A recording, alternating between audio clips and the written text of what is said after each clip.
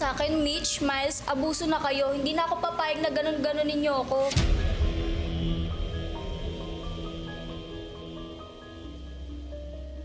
Di direct, para matapos na to direct, ayoko talaga nakikita si Mitch na umiyak at malungkot eh. Kaya hinahamon po namin ni Kiara ang Milmi sa isang matinding challenge na ginawa nila kanina.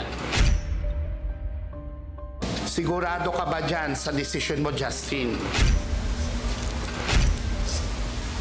Kiara, Sir. tinatanggap mo ba ang hamon? Opo, sir. Pumapayag po ako at lalabanan po talaga namin yung Milmi ni Justin.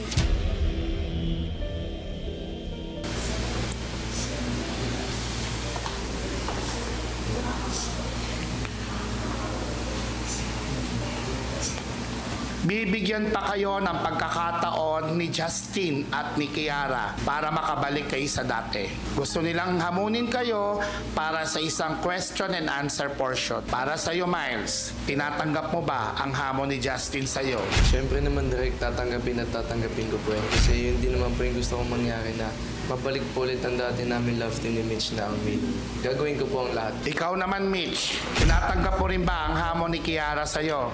Sir, tatanggapin ko po kung yun lang po yung paraan para mabalik po yung Milmi and makapag-ayos po ulit ako ng trabaho. Malinaw sa inyong apat. At sa inyo naman, Kiara at Justin, kung sakaling hindi kayo palarin at hindi manalo, pag-usapan natin kung ano ang magiging kapalaran ninyo sa mga susunod na araw. Nagkakaintindihan ba tayong apat?